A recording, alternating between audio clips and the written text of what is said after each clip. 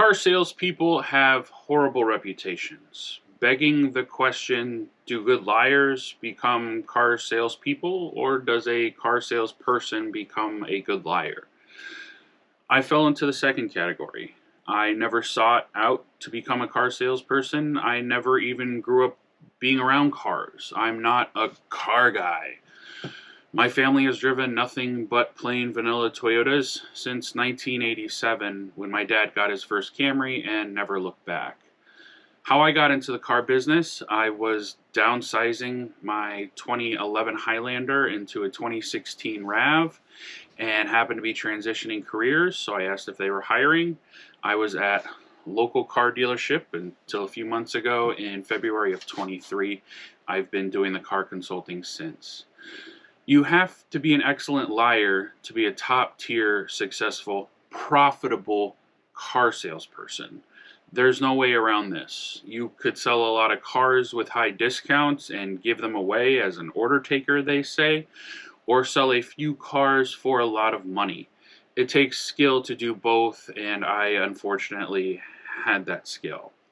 Anyone who tries to dispute that is also lying and probably a car salesperson. Personally, I never liked lying. It always made me feel uncomfortable. I didn't like the deep hole I dug myself in and never seemed to find a way out. And then you have to compound lies on lies on lies. It's exhausting, so I generally just told the truth. It was easier to live that way. My parents would testify. I hate it.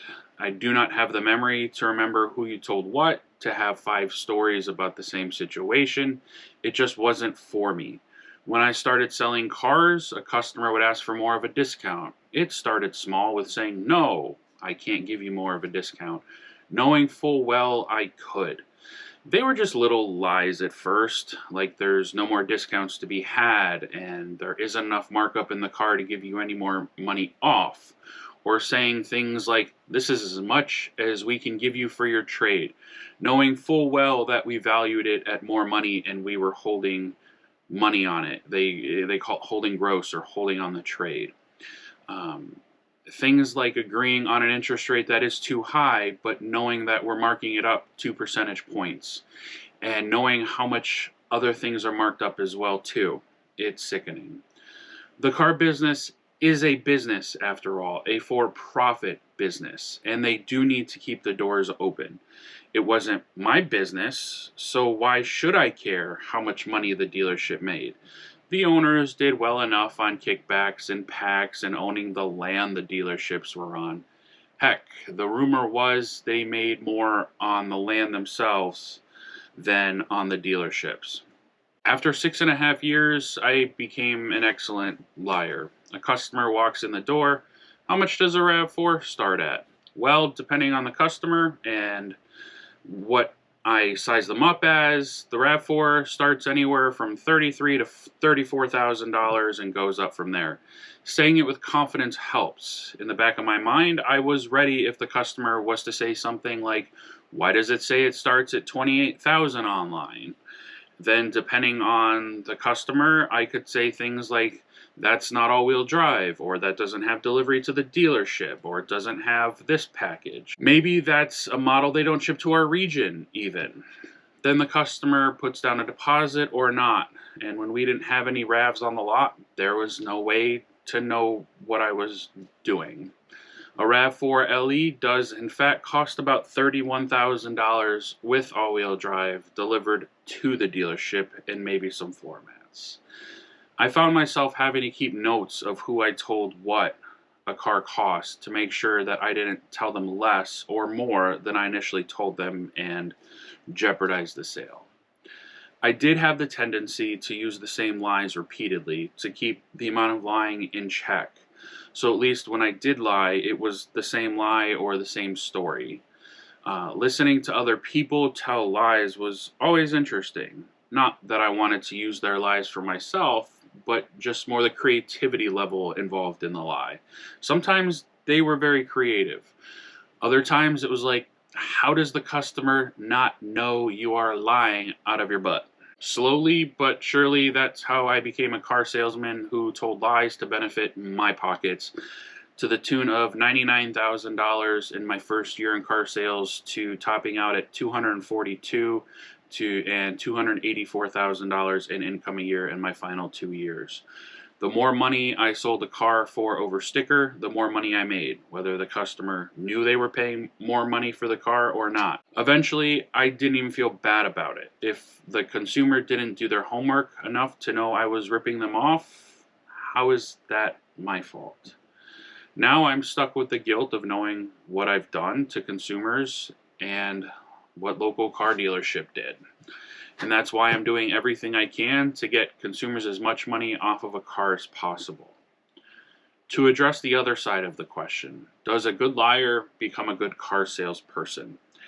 I don't actually know if that's true. There were several car salespeople there who I knew to be total scumbags, pieces of donkey do.